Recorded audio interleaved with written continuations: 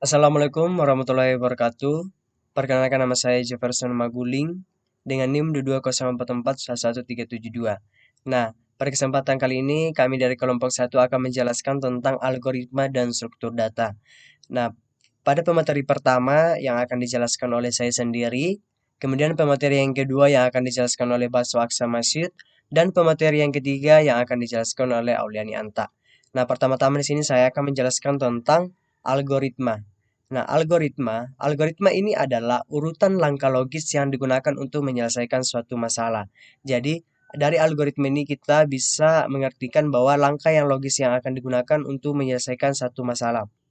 Kemudian fungsi algoritma. Di sini kami mengambil 6 fungsi algoritma dan fungsi yang pertama yaitu adalah membantu memecahkan suatu permasalahan dengan logika dan sistematis.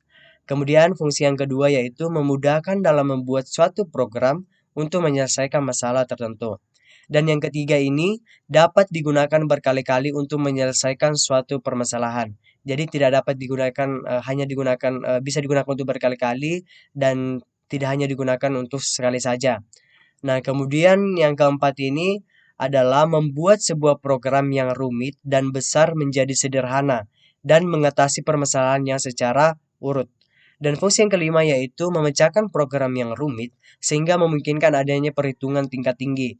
Dan fungsi yang kelima yaitu adalah menggunakan yang keenam adalah menggunakannya secara berulang atau lebih dari satu kali penggunaan. Nah, kemudian materi yang selanjutnya ciri-ciri algoritma. Nah, menurut Donald Knuth, algoritma harus memiliki 5 ciri penting yang saling berhubungan satu dengan lainnya. Nah, adapun kriteria algoritma ini diantaranya sebagai berikut. Nah, ciri-ciri yang pertama yaitu adalah finiteness atau keterbatasan. Nah, algoritma harus berhenti setelah mengerjakan sejumlah langkah terbatas. Dengan kata lain, ada tujuan akhir yang akan dicapai. Kemudian ciri-ciri yang kedua yaitu adalah definitiveness-nya yaitu atau kepastian. Nah, setiap langkah harus didefinisikan dengan tepat dan tidak berarti dua kali. Nah, ciri yang ketiga di sini adalah input atau memasukkan. Nah, input ini sendiri merupakan suatu permasalahan yang dihadapi serta akan dicarikan solusinya. Kemudian ciri-ciri yang yang keempat di sini adalah output atau pengeluaran. Nah, algoritma ini memiliki nilai yang nol atau lebih dari keluaran. Nah, output ini tentunya harus berupa solusi atau penyelesaian dari suatu permasalahan. Kemudian ciri-ciri yang kelima yaitu adalah efektivitas yang di mana algoritma harus sangkil. Kemudian setiap urutan atau langkah harus sederhana, sesederhana mungkin, kemudian sehingga dapat dikerjakan dalam sejumlah waktu yang masuk akal.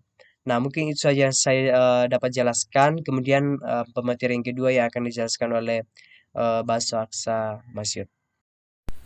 Oke, baik. Bismillahirrahmanirrahim. Perkenalkan, nama saya Basu Aksa Masud dari kelas 1J dengan NIM 2204411396. Saya akan melanjutkan pemaparan pada materi kami, pada materi kelompok kami, yaitu contoh algoritma. Contoh algoritma itu terbagi menjadi dua bagian, yaitu algoritma narasi dan algoritma pseudokode. Yang pertama, algoritma narasi. Algoritmanya akan sebagai berikut: baca nama dan nilai karyawan. Jika nilai lebih besar 75, maka keterangan sama dengan berhasil, tetapi jika sama dengan lebih kecil 75, keterangan sama dengan tidak berhasil. Tulis nama dan keterangan. Selanjutnya ada algoritma pseudokode. Deklarasi dari tipe datanya akan seperti berikut: nama sama dengan string nilai, integer keterangan sama dengan string. Selanjutnya ada struktur data. Pengertian struktur data. Struktur data adalah cara menyimpan dan mengatur data secara terstruktur pada sistem komputer atau pangkalan data sehingga lebih mudah untuk diakses. Selanjutnya ada manfaat dari struktur data.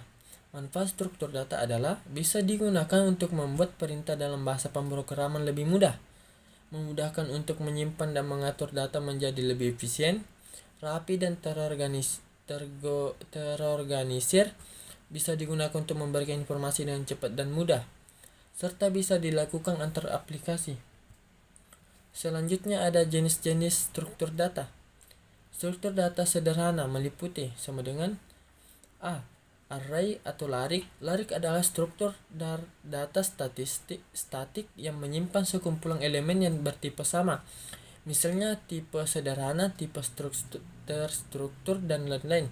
Setiap elemen dapat diakses langsung melalui indeksnya. B. Record atau catatan. Catatan adalah kumpulan data yang terdiri dari beberapa file atau isian dengan berbagai macam tipe data. Oke, mungkin cuman itu saja yang dapat saya sampaikan. Saya saya saya, saya Saya lanjutkan ke pemateri ketiga. Kesempatan kali ini mohon perkenalkan nama saya Auliani Anta dengan NIM 2204411363. Pada kesempatan kali ini saya akan membahas tentang penggunaan struktur data. Yang pertama, memudahkan dalam memahami dan memecahkan masalah algoritma. Yang kedua, meningkatkan efisiensi memori saat program komputer sedang bekerja. Ketiga, proses reservasi memori yang tidak perlu akan diminimalisasi. Berikutnya, adapun kelebihan dan kekurangan struktur data. Yang pertama, kelebihan. Kelebihan ini meliputi 3 kelebihan. Yang pertama, struktur data paling mudah. Yang kedua, memori ekonomis bila semua elemen terisi. Yang ketiga, waktu akses sama ke setiap elemen. Adapun kekurangan dari struktur data, yaitu pertama, boros memori jika banyak elemen yang tidak digunakan. Kedua, struktur data statis. Tidak ada kesuksesan tanpa kerja keras, tidak ada keberhasilan tanpa kebersamaan, tidak ada kemudahan tanpa doa. Demikianlah hasil presentasi dari kelompok kami. Jika ada tutur kata atau sifat-sifat kami yang kurang berkenan di hadapan teman-teman sekalian, mohon dimaafkan. Sekian dan terima kasih.